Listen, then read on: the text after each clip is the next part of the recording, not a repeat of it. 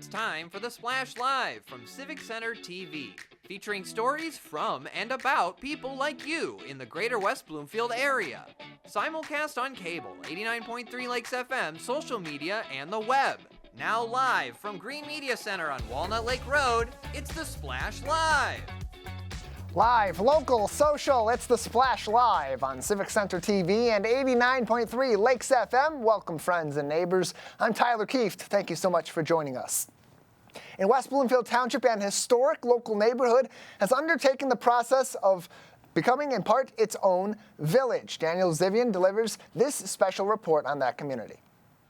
I'm at the entrance of Zox Cass Lakeside. It's one of the older subdivisions in West Bloomfield, and it's already in its own little world. We have our own municipal water system. We have roughly 4 miles of roads that we maintain, 3 miles of canals that we maintain. We have 15 vehicular bridges, and all this infrastructure is over 100 years old. When we started looking around for road funding or for water funding, they assume in the first place that if you're managing all this infrastructure that you must be a municipality, so everything is written with that assumption in mind.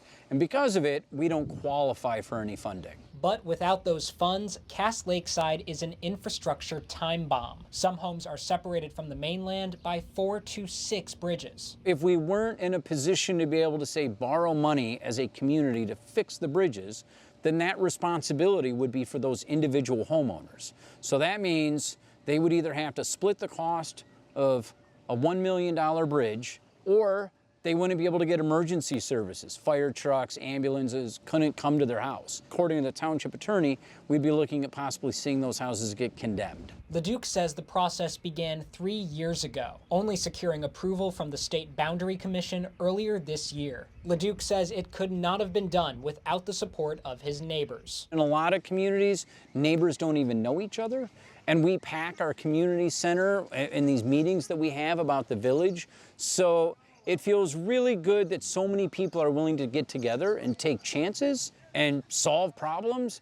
LeDuc says residents will elect a 5-member charter commission this November with 3 chances to approve a charter in August 2026. Taxes will go up, but as LeDuc says, quote, there are no free options. For Civic Center TV, I'm Daniel Zivian reporting.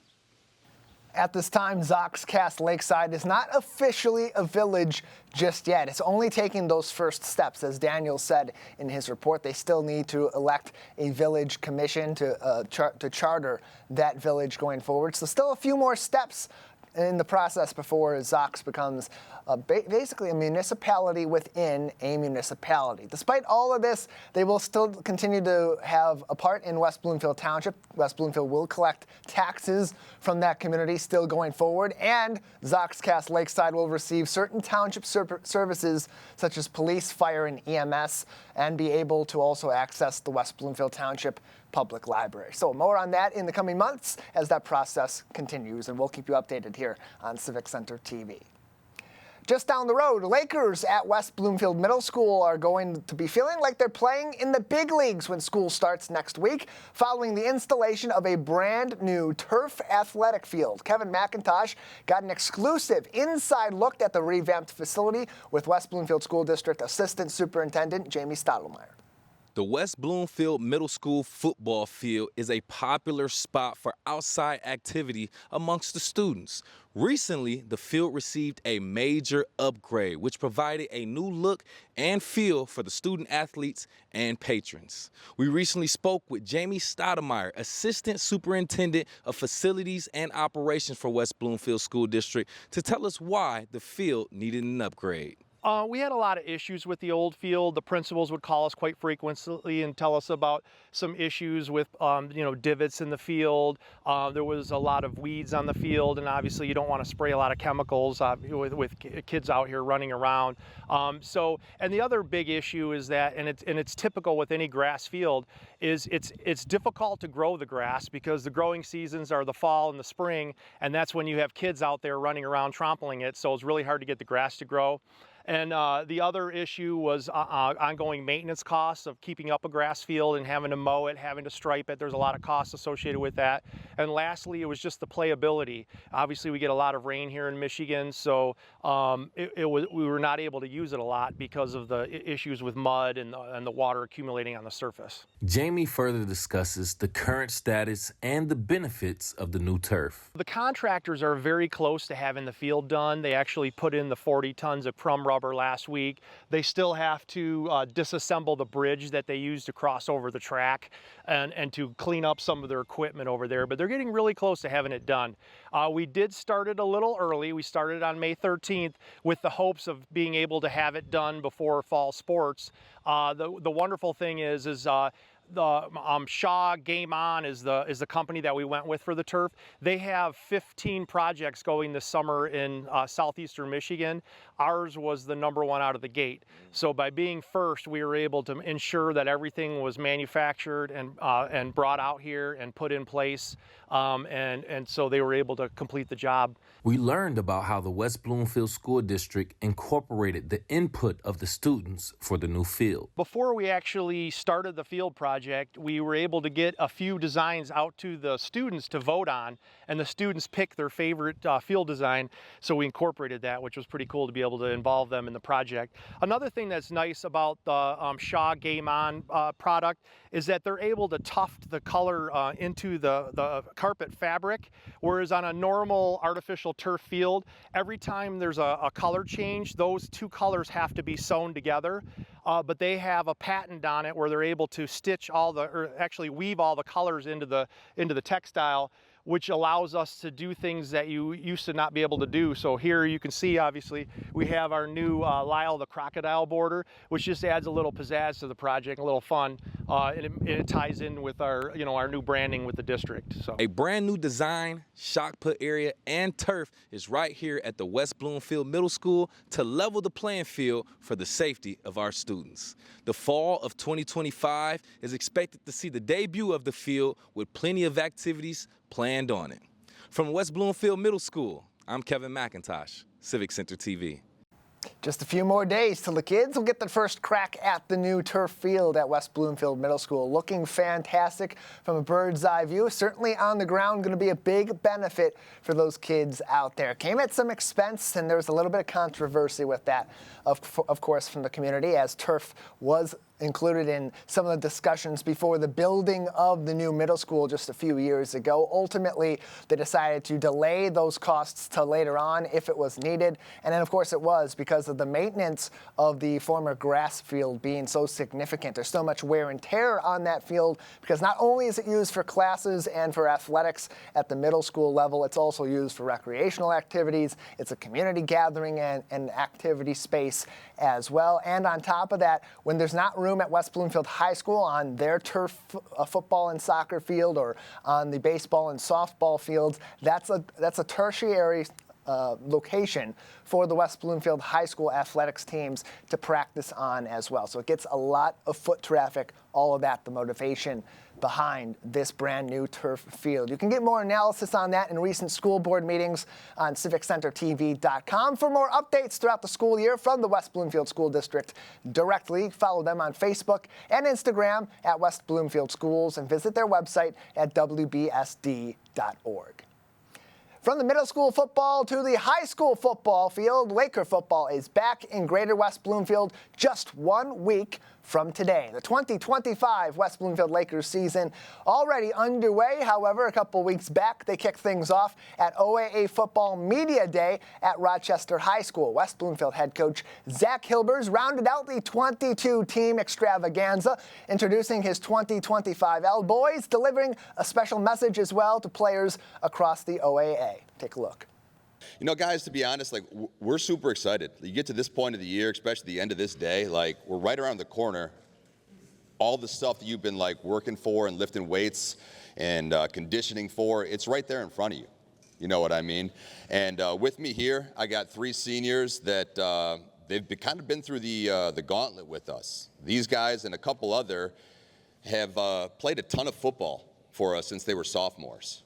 Okay, on my far right, I have Jeremiah Benson, who will play on the D-line, and he'll play some tight end, and Kamari Pittman, who's played on the D-line, and he'll play some H-back, and Travis Robertson here, who will play on the O-line and D-line. And these guys played a lot as sophomores in the state semifinal game, and were a play away against Southfield from kind of reaching their ultimate goal. And then the next year, last year, we were toe-to-toe with so many quality opponents on our schedule in a lot of different games. And honestly, more often than not, it didn't go our way. So they kind of had a taste of that success when they were younger.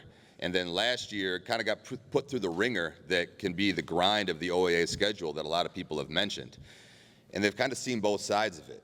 And I think it's left them with a great balance of the appreciation it takes to get close to your ultimate goal, but also the understanding that it takes of how hard it is just to get there. You know, like, winning is difficult. It's really difficult. If it wasn't, everybody would win every week. You know, especially if you look at some of the schedules in this packet, it is very difficult.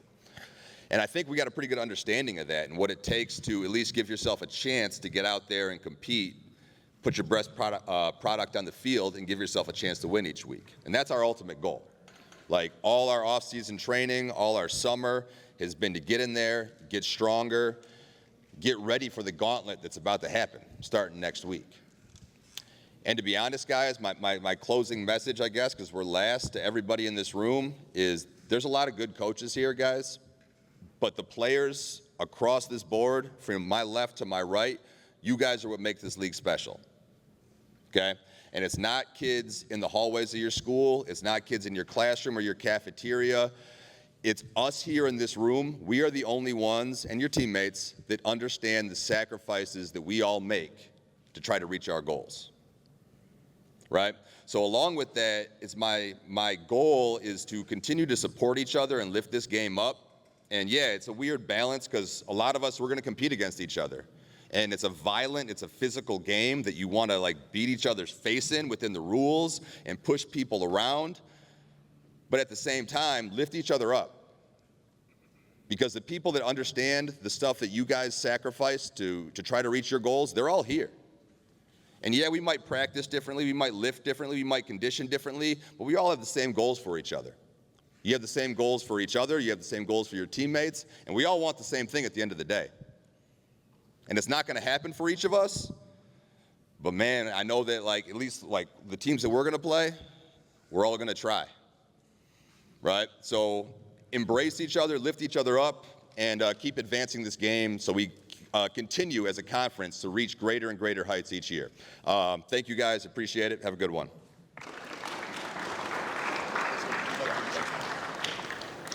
West Bloomfield High School head football coach Zach Hilber is rounding out the 22-team OAA Football Media Day. You can watch the entire presentation from all of the 5 teams in the OAA Red and many of the others from across the leagues that will be seeing West Bloomfield at the Swamp and on the road this fall on CivicCenterTV.com. And check out our on-air schedule for additional listings of when the OAA Football Media Day will air on cable and, of course, on CivicCenterTV.com as well. Keego Harbor, it's time to go dancing. Now locals have a chance to learn how to dance from an expert. Denise Kasten-Clark is a former Radio City Rockette and the owner of Tap Dance Detroit, which now has a brand new location right here in the heart of the lakes on Summers Road and Orchard Lake in Keego Harbor. Denise joined me on the Splash Live to tell us more about her brand new location and bringing the love of dance to a new community. Denise, thank you so much for joining us today. Thank you so much for having me. I'm super excited to be here.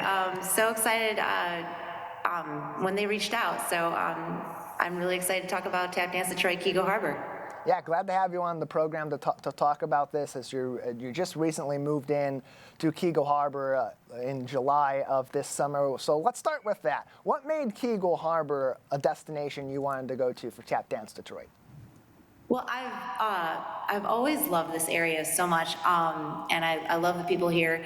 And we've had our location in Ferndale since 2019, and we came upon a vacant dance studio right here in Keego Harbor, and I thought it was an absolute perfect location to add to our current Ferndale location. is geographically a lot more convenient to our clientele who lives, out here, West Bloomfield, Farmington Hills, Waterford, and other surrounding areas. So we want to bring our community up here, and we offer daily drop-in. We have a unique studio here. We offer daily drop-in classes for adults and teens of all levels, from absolute beginner to working professional. And we also have a vibrant, wonderful youth program.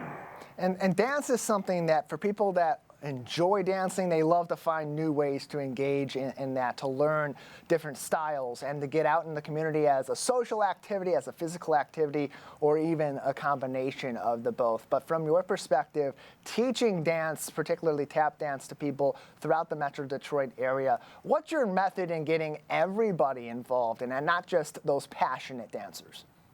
Yeah, so the saying is, if you can walk, you can tap dance. I'll say, even if you can't walk, you can still tap dance. But it's about tap dance is a very social art form. So when you come to class, you're not just standing, you're not just a silo standing in a class. You're engaging with the people around you, and there's lots of joy in the art form, and it's such a like I said, it's a social art form. It started as a street form. It's a way for people to connect with each other, not only to connect with each other, but at the same time, as you said, we get physical activity, works your brain, works your intellect. It's a way to express yourself. So self-expression, artistry, it really checks all the boxes, and it just put in one sentence, it makes you happy. And to teach that to people of all different skill levels, I'd imagine it takes a lot of those skills that you developed as you were learning to dance, and certainly throughout your professional career as a dancer as well, kind of all encompassed in that method to be able to understand where people are at and be able to help them learn the basics, and then on top of that, develop their skills. Yeah, and it's all so achievable. And like I said, the Absolute Beginner Series here is my biggest seller. And we start from the very beginning. We just start walking in rhythm, putting one foot in front of the other. And anyone can do it. Anyone can really do it.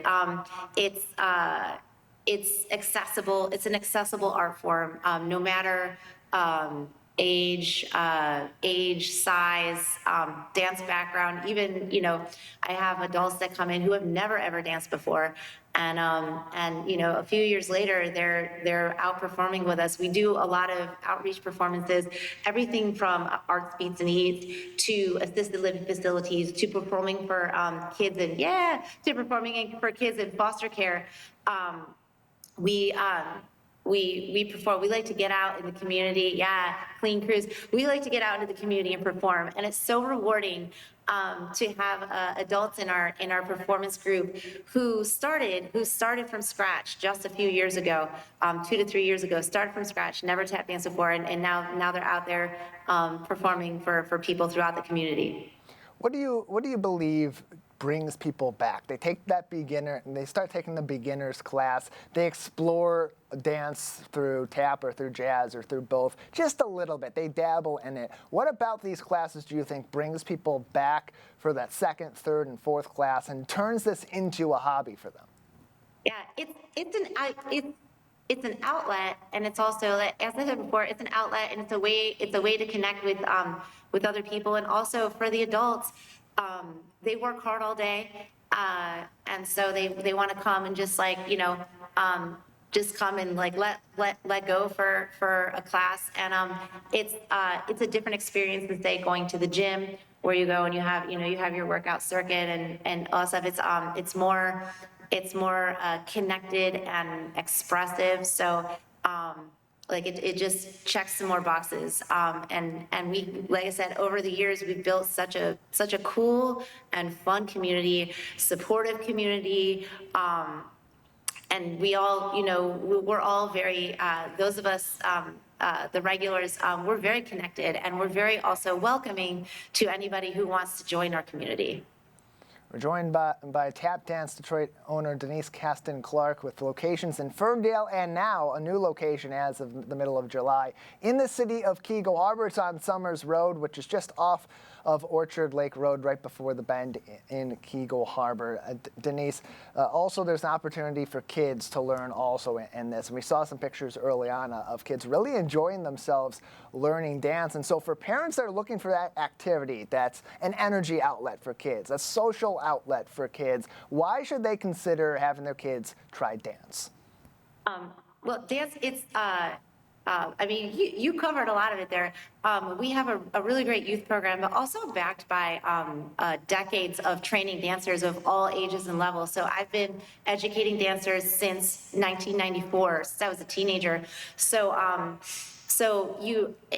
in order to teach kids dance, especially young kids at different formative stages of life, I designed a toddler program, parent taught tap along, I call it, into age 4 to 6, into age 7 to 10.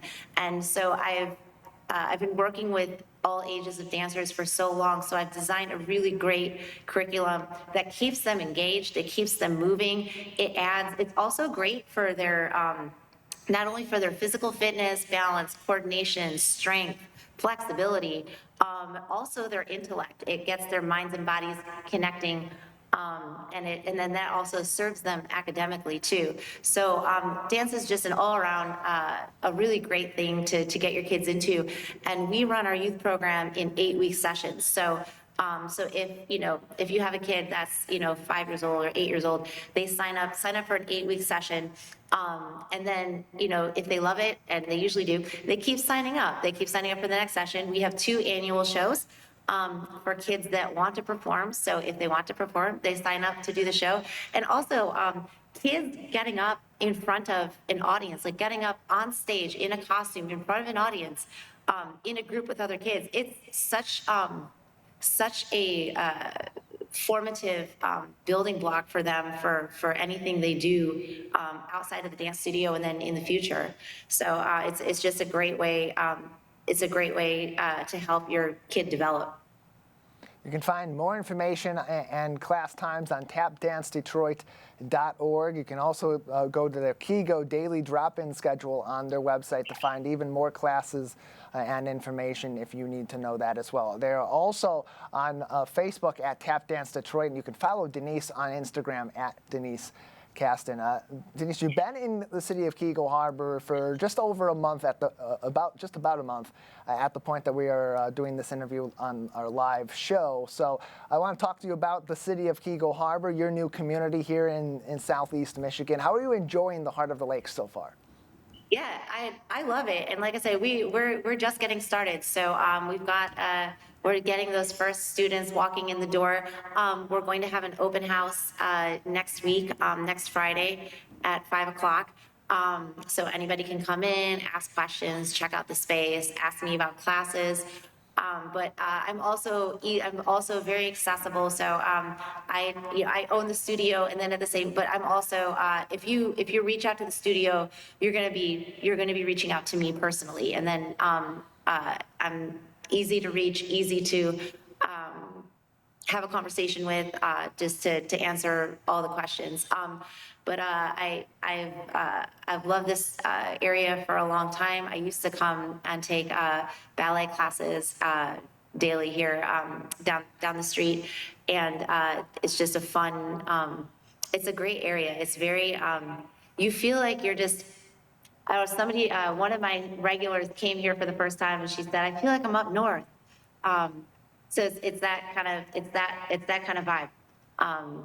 So I was super excited, about this location and to expand to reach more people, to give more people more chances to come and dance. Because like I said, we really do. We've got a unique niche here in the dance community in that we have such wide offerings for dancers of truly all ages. And Denise, beyond that, you also offer drop-in classes too. It's not just necessarily something that people have to sign up for, they have to dedicate a time for, or they have to sign up for multiple classes too. So what factors into allowing those drop-in classes? How does that help get people better connected with this art form? So the drop-in model is it's great for adults and teens who have, busy schedules and varying schedules. So any given level of a class is going to meet more than once a week. And then, if an adult with their schedule, like maybe one week they can come on Tuesday, Monday and Tuesday, but the next week is different. They can come on Tuesday and Friday, or vice versa. So they've got that flexibility with the schedule. And then with the way we design the classes, I will keep the same class for 2 weeks. So if you come on a Wednesday, and you get that I teach a certain class, certain exercises and a combination, then you can come back the following Wednesday, and it's going to be the same class. So you can reinforce what you learned. So it's a chance. I do it that way so that people can build consistency and see themselves advancing and progressing. And they really do. Like, the progress is real. Like, from week to week, those who put the time in and they keep coming back, you really do. You see the growth from week to week and from year to year. More information on tapdancedetroit.org. You can also find them in Keego Harbor on Summers Road. That's just off of Orchard Lake in the city of Keego Harbor. 3184. Yeah. 3184 is the address, correct. 3184 Summers, that's just off of Orchard Lake Road in Keego Harbor. Denise Kasten-Clark is the founder and the owner of Tap Dance Detroit and the new location in the city of Keego Harbor. Denise, before we let you go, as I mentioned earlier on, you are a former Radio City Rockette. All these people coming into your locations, including now in Keego Harbor, to learn dance from you and from your community. I got to ask, as people are learning to dance, they learn that you're a Rockette. Did they ever try to have you do an impromptu kick line with them? It sure has happened. Yeah, absolutely. It's just really, truly one of the best jobs, and it was my first job ever as a professional dancer. I was only 19 when I was hired. I got to open the show at the Fox Theater, so huge. Growing up, going to the Fox Theater, and then getting to open the show there when it first came to the Fox was amazing, and it's really formed who I am as a professional and also as an educator, because I wouldn't be here. I wouldn't have gotten on that stage at the Fox had it not been for my amazing teachers and mentors. So I'm truly passionate about paying all that forward, passing it down. And helping a new generation of dancers learn to love dance just as you have right here in our community. Denise, welcome to Keego Harbor, and thank you so much for your time today. Thank you so much. Thanks for having me. Glad to have them in the heart of the lakes. You can find more information on Tap Dance Detroit's new Keego Harbor location on their website, tapdancedetroit.org. You can also follow them on Facebook, Tap Dance Detroit, and follow Denise herself on Instagram at Denise Kasten. As the summer wedding season comes to a close, brides-to-be make their final preparations for their upcoming fall nuptials. Close to home, a local bridal boutique is helping those brides as well as those looking toward fall wedding season next year to make sure they are prepared and worry-free for their big day. Joining me now on the Splash Live with more is the owner of Always Couture Bridal Boutique, Liana Harris. Liana, thanks for being with us today. Hi, Tyler. It's wonderful to be here. Thank you for having me. Yeah, happy to have you on to talk about this. It's an exciting time for these individuals that are just about to get married and those starting to plan their weddings even for next year. And maybe I'm giving it away a little bit with prefacing that before I ask. When people are looking for that perfect wedding dress, when is that process at best supposed to be beginning? At best, at least 6 to 8 months out. So a wedding gown can take anywhere from 10 to 16 weeks to be ordered if you're doing a special order. Now, that being said, I know that things are always unpredictable, and you can't always know when things are going to happen. You might get engaged and plan your wedding 2 months out, and you just have to get everything together as quickly as you can. So there are always options to expedite the process. You could get a special order rushed, or you can buy off the rack, which means you could take that dress home that very day. And so the process can be either very rushed, very quick, but you still get to the finish line in most of these cases, or it's something that can take a little bit of time and you really get to go through an extensive search. When they do that with their local bridal shop, Liana, what process do you take to help these people visualize what they want their wedding day to look like, want themselves to look like in that picture, and then best fit that benchmark? Yeah, so the entire business model of Always Couture is really about elevating the entire experience. So we walk you through from beginning to the end. We are with you every step of the way. When you come in and get a consultation with us, you come into a beautiful, warm atmosphere. You get handed a glass of champagne. You're sitting there with your friends and your family, and I've already picked out a curated gown selection for you, so you've already got choices here waiting for you, so you don't have to spend extra time just searching through the racks. And this is all based on your preferences. We have phone calls beforehand. You fill out a profile online that tells me what style you're looking for, what your budget is, what sort of event you're having. And all of this information really helps me to specialize an experience that's tailored just for you. So you get to come in and try these beautiful gowns on and feel gorgeous and pampered and comfortable. And then we walk you through the process of purchasing and when your dress will be arriving in the store, when you'll be able to pick it up. And then we also walk you through alterations. So almost every time you buy a bridal gown, you will need something done to it, whether it's just a little nip and tuck here, a full hem, or an entire remodel, depending on the type of dress that you got. So we cover everything from day one till you pick up your dress and it is perfectly fitted to you. And so as people begin that process, you mentioned you have phone calls, they fill out a profile. Information's always going to be king when you're trying to put together the perfect experience for someone, especially when it's for a day like this that's supposed to be one of the most special days of anybody's life. So when people are starting that process with you, Liana, what information should they be bringing to you? What questions should they be asking you to help set you up to put them in the best position? Well, really, we only do a few basic questions. How many guests would you like to bring in with you? What is your budget? Your approximate dress size, so we know what we have in the shop that we can have you try on that will fit the most appropriately. And then, what your style preferences are. Do you prefer to have a big ball gown, or would you like something more clean cut, more modern, more vintage? The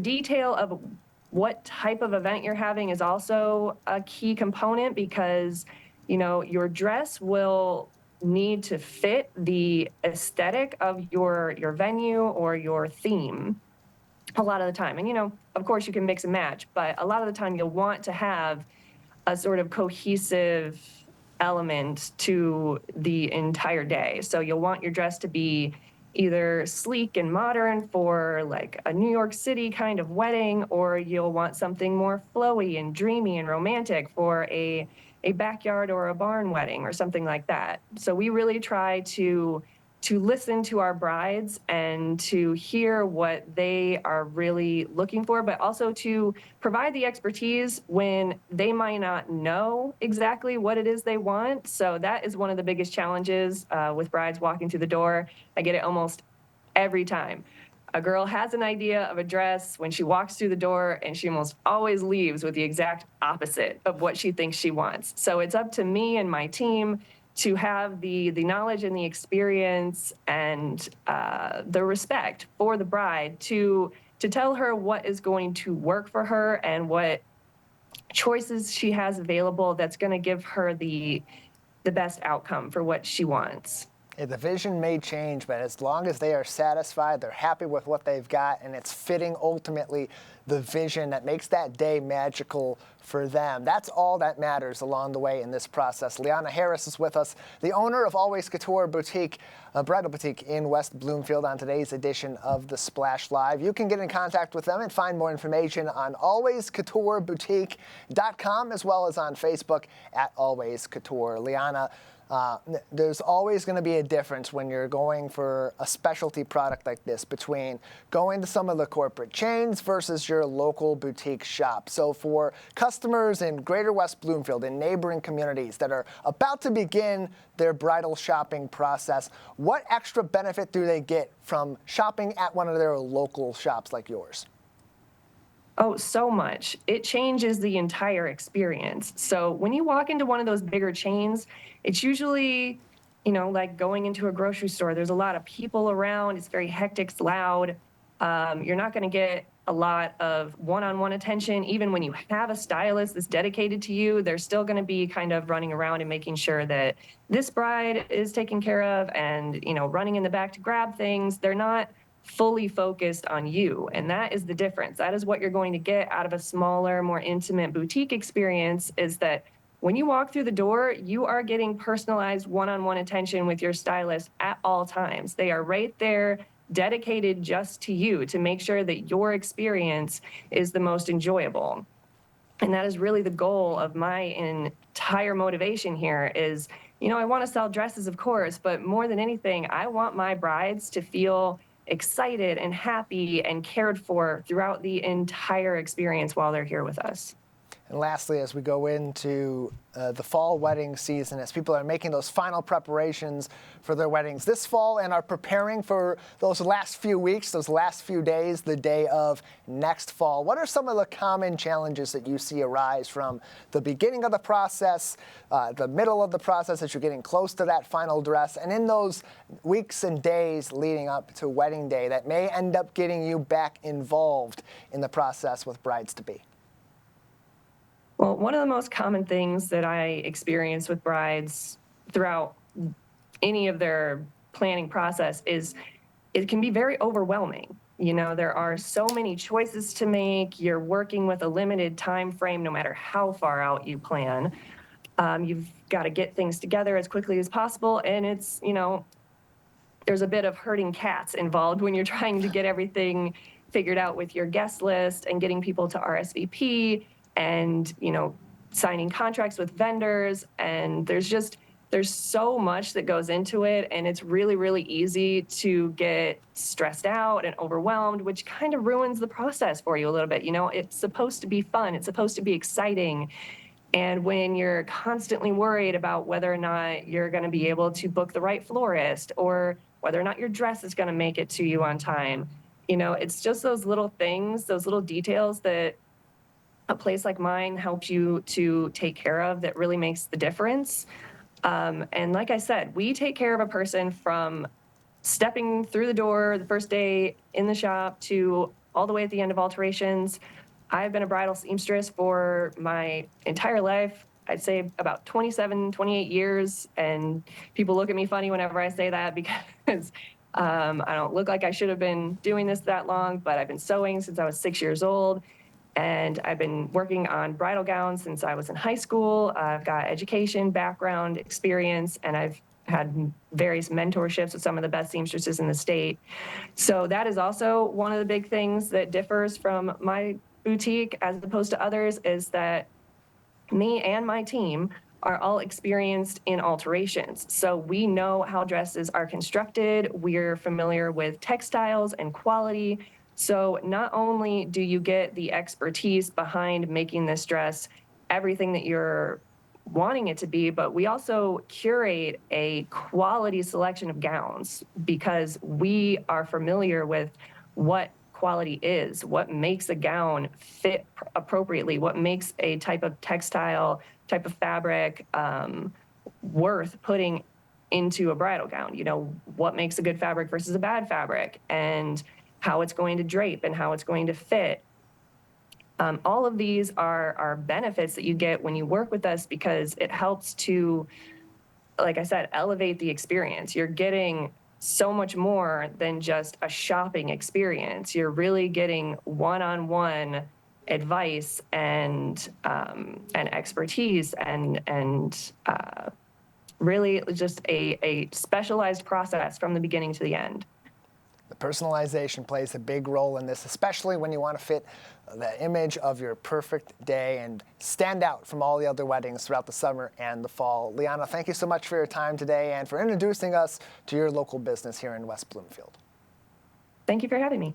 Appreciate it. More information is on alwayscoutureboutique.com. Get in contact with Liana and her team and begin your own process. And you can see some of their work across social media. Facebook at Always Couture, and on Instagram, get your pen and paper ready. Always Couture _bridal boutique. That's Always Couture _bridal boutique. Links to that again on their website, alwayscoutureboutique.com. They're also a member of the Greater West Bloomfield Chamber of Commerce. Always love partnering with our local chamber members. We'll take a break on the Splash Live on the other side as we go back to school. We go back to safety as well. What you need to know to help your kids get ready for the first day and keep the community safe as we get a little bit busier out and about this fall. Live, local, social. It's the Splash Live on Civic Center TV and 89.3 Lakes FM. We'll be right back with the Splash Live.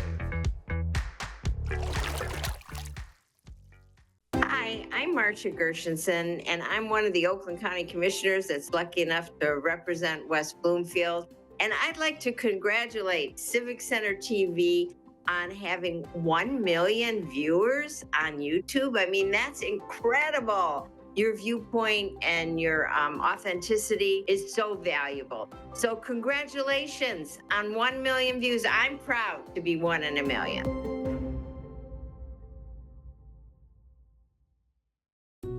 Wondering what to say to someone who's been sexually assaulted or abused?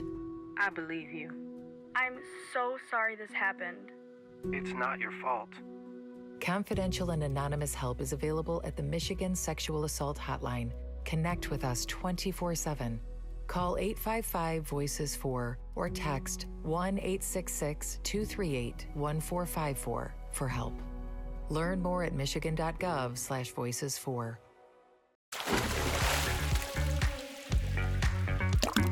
And now, back to the Splash Live. Welcome back. We are live, we are local, we are social, we are the Splash Live on Civic Center TV and 89.3 Lakes FM. That's right, you're stuck with me today. Too bad. I'm Tyler Kieft. Thank you for being with us. Back to school is here, and as families get kids back into the swing of things to head to the classroom, the community also takes on renewed responsibility out and about across the local area. Joining us for the ever-helpful back-to-school safety tips as we get ready for the fall season is Officer Zena Daly from the West Bloomfield Police Department. Officer Daly, thank you for coming on the show. Thank you for having me, Tyler. Yeah, happy to have you on. It's an exciting time of the year. We get our kids back in the classroom.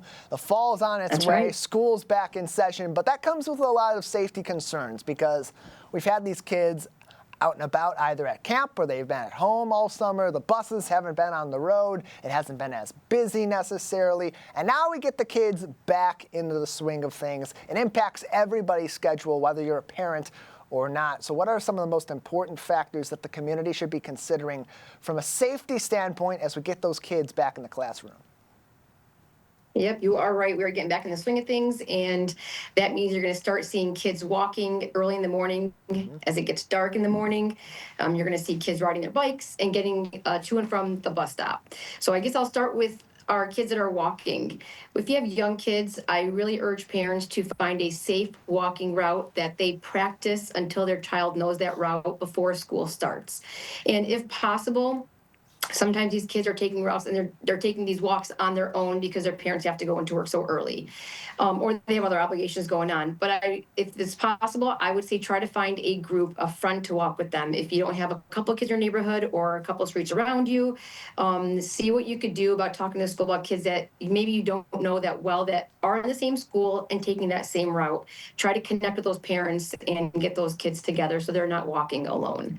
And then, of course, I would make sure you're teaching them as they're walking home from school, both to and from school, if a car approaches them, how they should respond, and when they get to school or when they get home, to tell a trusted adult, hey, this happened.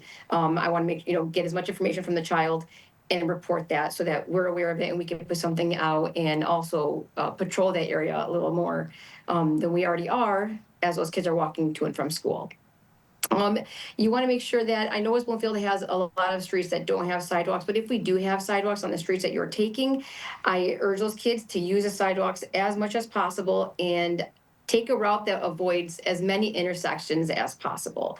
And then you're going to see along with these walkers is all the new kids that are driving, the high school kids that are driving to and from school, and sometimes are running late. Parents included, running late to work, running late to get their kids to school, and we're rushing a little bit. We are not paying attention, and we have those walkers and the kids that are riding their bikes to school. So we want to make sure that we are slowing down. We are aware at every stop sign and crosswalk if there are kids that are coming to and from through those crosswalks. And you want to make sure that our new drivers especially are following all the rules of the road so that they are not rushing through any stop signs where kids are crossing or at the bus stop, because sometimes you'll see some of those kids standing too close to the curb waiting for the bus, which leads me to our bus safety. So we have kids that are walking to the bus, again, on their own, and they're a lot of times rushing to get there. They're running late. You want to make sure that you are not running to the bus. That those drivers are aware. They see you. They will wait for you. And a lot of times those kids are telling me, hey, so-and-so is catching up. They'll be here in a second. Don't rush. Don't run to the bus. And make sure that bus is stopped before you're actually approaching that door. That driver will open the door, and that is your cue to then get in. Walking up to that door any sooner is not going to help you get in that bus until he or she opens that door. So, and then once you're in the bus, you want to, and I'm sorry, I'm going to back up a little bit before you get in the bus. You want to make sure that while you're waiting there and you're on time, that you are away from that curb. You don't want to stand too close where the bus is going to approach and where cars are still driving through and making turns. Sometimes those turns are a little tight and they're a little too close to the curb. You want to make sure your kids are safe enough and far back. And then once you're in the bus, parents, you want to make sure you're telling your kids to stay seated. If there's seatbelts, let's use those and keep the volume down so that we're not distracting our drivers. Going back a little bit, Tyler, to our drivers that are actually driving to and from school, when you do see a bus stopped and they have their red lights flashing, their stop sign out, you have to stop. Do not go around that bus. You want to make sure that those kids that are crossing to get onto that bus are not in any danger of getting hit. And of course, there's so much to consider with age of the kids also. From the elementary age, middle school, high school kids, there's always some different considerations in there.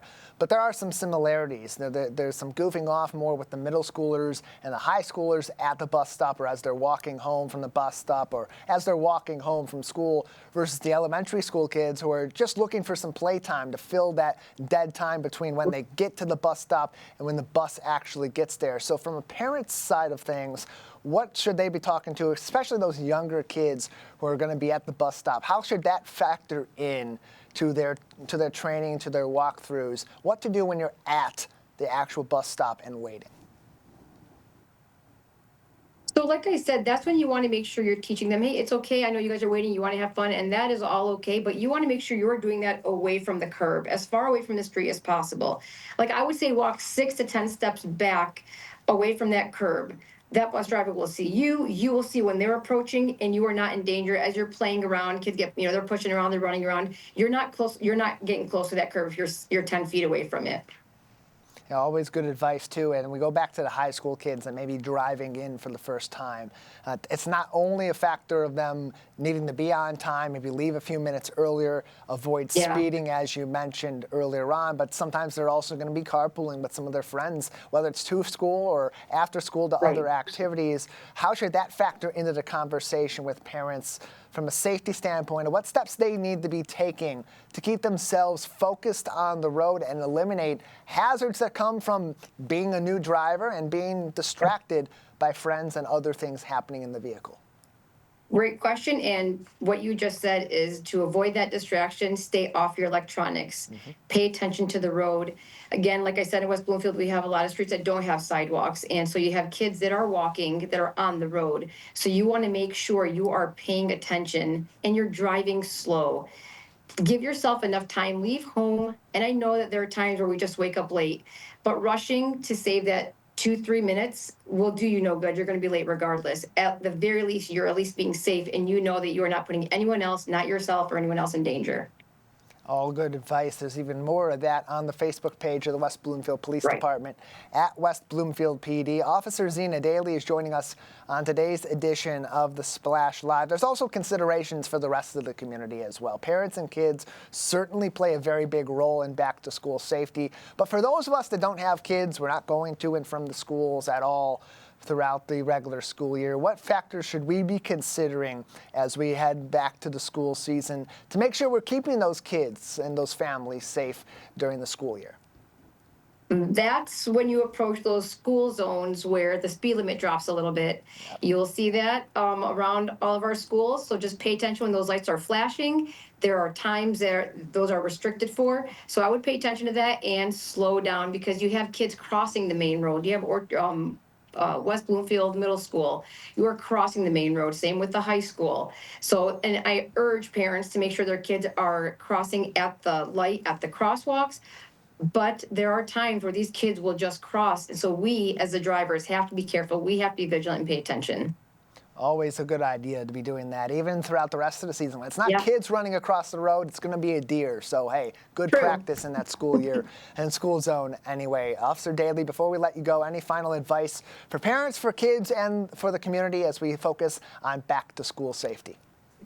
Parents, I would have those talks with your kids from elementary to high school. And like I said, it goes from walking and being safe and how to handle what happens if you're approached by another vehicle, that someone that you don't know, a stranger, to the high school kids who are driving. And even if this is your third year driving, you still want to be careful and make sure that you are having that conversation of stay off your electronics, pay attention, and slow down.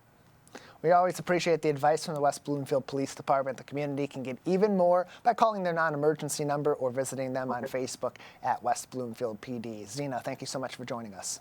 Thank you. Appreciate it. Again, West Bloomfield PD on Facebook is where you'll find them. You'll also find them at the same address on Instagram for helpful tips throughout the community, all throughout the school year, as well as other emergency and public safety updates to keep you informed close to home here in Greater West Bloomfield and in surrounding areas. Coming up very soon, over the weekend, we'll be celebrating some of the hardest workers in the Greater West Bloomfield community that help to keep it so vibrant and beautiful in our natural areas and woodlands. It's the pollinators. They're being celebrated at Marshbank Park with Pollinator Fest from West Bloomfield Parks and Recreation. I was recently joined by the environmental education intern, Katie Scaff, to give us all of the details.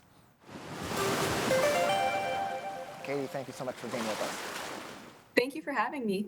Glad to have you on as we get ready for Pollinator Festival. It's really an opportunity that mixes of, like many of West Bloomfield Parks' events, fun with education all into one. So why the focus? Let's begin. Why the focus on pollinators? Yes, absolutely. Pollinators are absolutely essential for our food production. They contribute to 1/3 of what we eat every day. So without them, we would have about a 40% decrease in food. So we should definitely bring awareness to them and appreciation. And part of the goal of the Pollinator Festival with West Bloomfield Parks is to give something that can be enjoyed and something that can be learned from for people of all different ages in our community. Why is that important, that widespread educational effort? Yeah, absolutely. Education never stops. We should always try to learn more. We're going to have many different activities for all ages. We will have monarch tagging and displays, caterpillar displays, and then lots of things for the kids, like beeswax crafts and face painting, and then Bees and D will be there as well. And they are just very educational about our pollinators. And take us through that partnership too, because Bees and the D, they focus primarily on, of course, bees, with hives all throughout the city of Detroit, much of the metropolitan area. Of course, you mentioned they partner with West Bloomfield Park. So to have those experts in a very key pollinator demographic with those bees be available to you as a resource and to also provide education to the community, how does that help you bolster, as West Bloomfield Parks collectively, your appreciation and your support for pollinators and educating on pollinators in our community? Yeah, Bees and the Ds is very essential to what we do here. They are a wealth of knowledge. They will come and they do talks with the children on August 23rd at our Pollinator Festival. And then they're also going to take us through the life of a honeybee. So every time I meet them, I learn something new. And all of this goes back to supporting our native environment here in Greater West Bloomfield. People move to this area for our parks, for our natural landscapes, for the green space that's available in West Bloomfield, Keagle Harbor, Orchard Lake, and Sylvan Lake. And so what role do pollinators play in maintaining that robust environment that we have in our community that is so well appreciated by its residents. Yes, we can thank pollinators for all of our flowering plants. They contribute to 80% now of all flowering plants. So what they will do is a pollinator can be anything that transfers pollen. So we often think of bees and butterflies, but other things like moths and birds are also pollinators. They will drink the nectar of the flower, get pollen on their bodies, and then transfer to a new flower and bring the pollen there. So that's how we get our flowering plants. We get our fruits, some of our vegetables that way, and they just make our parks look much nicer. Katie Scaff is with us, environmental education intern with West Bloomfield Parks. Their Pollinator Festival at Marshbank Park on Saturday, August 23rd. It is free to attend, and more information is on wbparks.org. Katie, your department, you're primarily focused on environmental education. It's right there in your title. And with activities like our plan for the Pollinator Festival, there's games, there's discussions, there's interactivity, all playing a role in that. How does that help to aid the education factor in this? It's one thing to tell people facts about pollinators, why they're important. How do these activities engage people in that and help them learn why that's the case? Yeah, whenever we can get somebody excited to do an activity that is also a learning opportunity, that's the best way to do it. We're going to have so many different tables that show you exactly what pollinators do. We're going to have the food that the pollinators make there, the honey that the honeybees make. And when you get to see it all up close and actually interact with it, that's the best way to learn. And all this can be found at Marshbank Park Saturday, August 23rd, the Pollinator Festival with West Bloomfield Parks. You can also follow them across social media for more helpful tips, advice, and facts about our pollinators and more nature facts throughout Greater West Bloomfield.